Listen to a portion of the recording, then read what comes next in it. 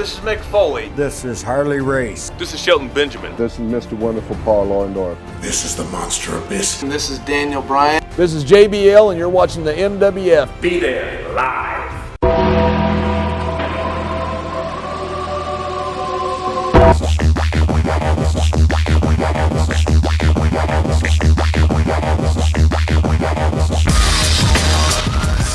Wrestling fans from around the corner and around the world, welcome to another installment of Wrestling Insiders. I'm Dan Marotti here at MWF Studios, just north of Boston, in downtown Melrose, Massachusetts, 02176, the zip code of champions. Stay tuned after the news for some awesome money-saving deals where you can support indie wrestling. Let's check out NXT TakeOver Brooklyn II, Saturday, August the 20th, 2016, from the Barclays Center in Brooklyn, New York. Quickly running down the results.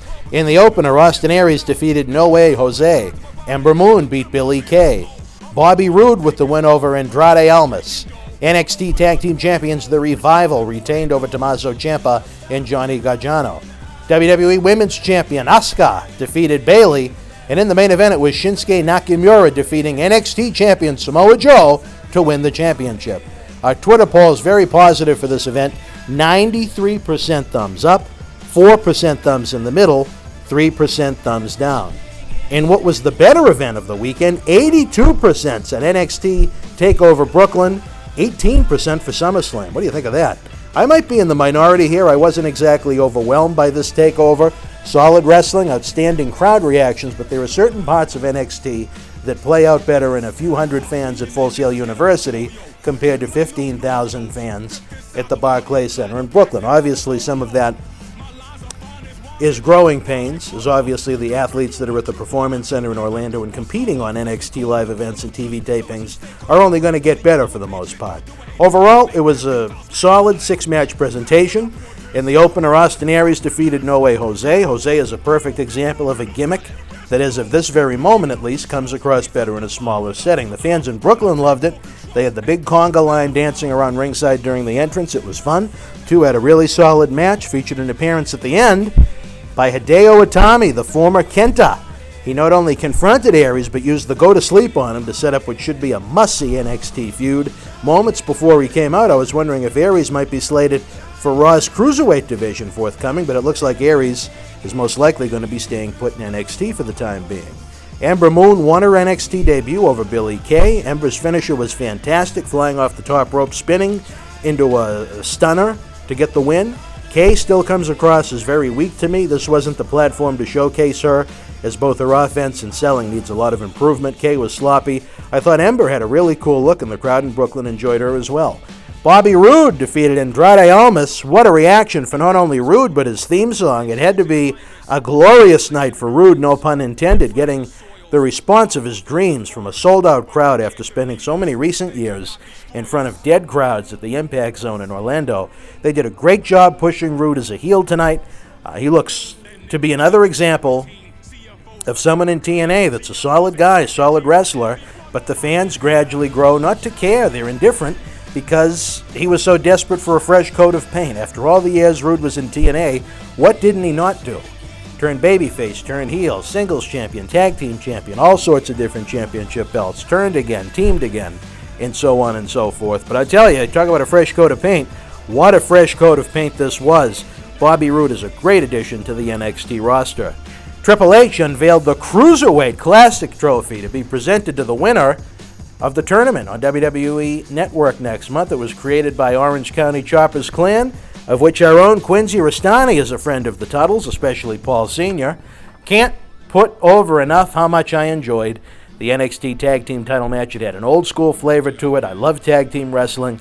I might be biased, as Tommaso Ciampa has done so much here in the Millennium Wrestling Federation for the better part of a decade, but hey, good wrestling is good wrestling. It started off slow, but really built to a hot finish that saw the Revival hold on to the belts using a reverse figure four on Gargano, who did a great job selling here.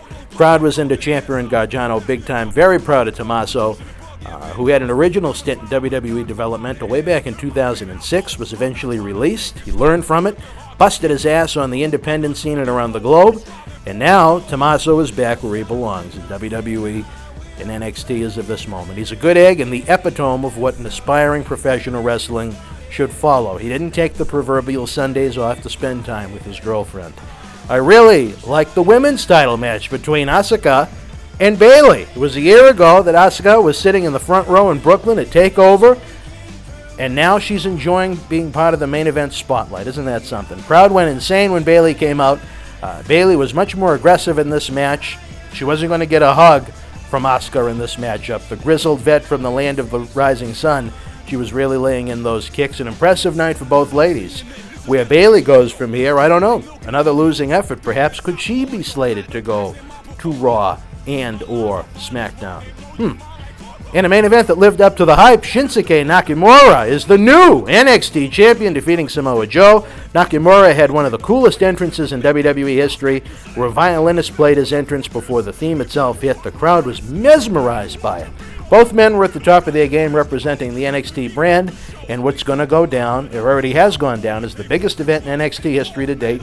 As Triple H noted on Twitter, it had the most viewers, the most fans live in attendance, and it generated the most dollars in the end. That's what it's all about. It'll be interesting to see what's next for the NXT brand as they head into their next TakeOver event in Orlando this October.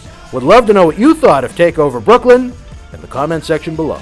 It's a hot summer on WWE Network with WWE NXT and the Cruiserweight Classic lighting up Wednesdays, along with SummerSlam and not one but two pay-per-views, with Backlash and Clash of Champions in September. Not currently subscribed to WWE Network? Come on now. Use our link below and get 1 month absolutely free. Get the pay-per-views live, the awesome weekly shows, and over 6,000 hours of on-demand content for free. See Lesnar and Orton at SummerSlam, Holy Foley, brand-exclusive pay-per-views, and so much more at its regular price of only $9.99 per month. It's the best value in sports and entertainment. You want to talk about a great summer sale? Head on over to the MWF store on the BostonWrestling.com super site. We've got brand new WWE t-shirts, autographs, action figures, posters, and more. And this summer I have a special where if you spend $25 or more, you get a WWE t-shirt absolutely free. Not only is it a great deal, but every dollar spent helps our endeavors to bring you action-packed live events and video content. Enjoy 1,200 free videos on our YouTube channel. As we count down to our 15th anniversary, we're releasing a new video each day at 12 o'clock, flashing back to highlights and even a few lowlights on the adventure that is the Millennium Wrestling Federation. Subscribe to our channel using the link below or use youtube.com/BostonWrestlingCom.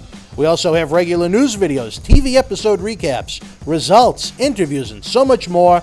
Help us bring you even more great video content by donating an amount of any size to paypal.me/Boston Wrestling. Again, every dollar donated helps us bring you more great live events and video content.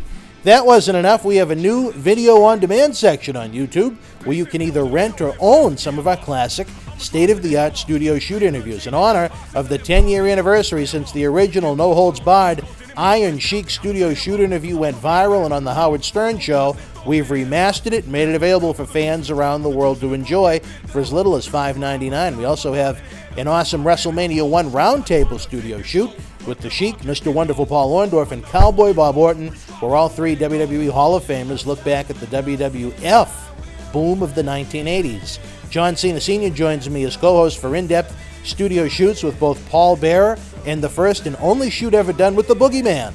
Paul Dempsey joins us and pulls back the curtain on WWE NXT.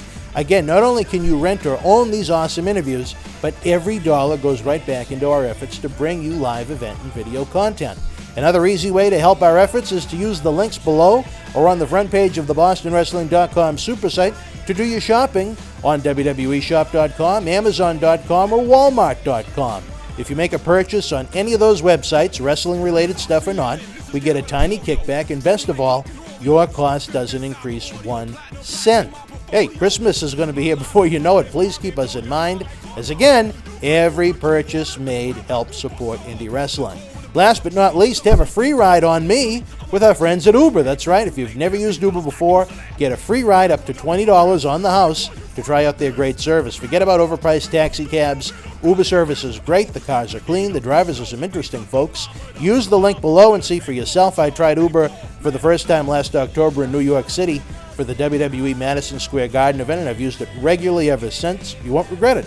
Running out of time here, folks, as we approach our 15th anniversary.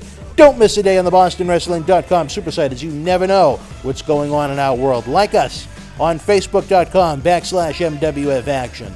Follow us on Twitter at MWF2001. And again, subscribe for free to our YouTube channel at youtube.com/BostonWrestlingCom.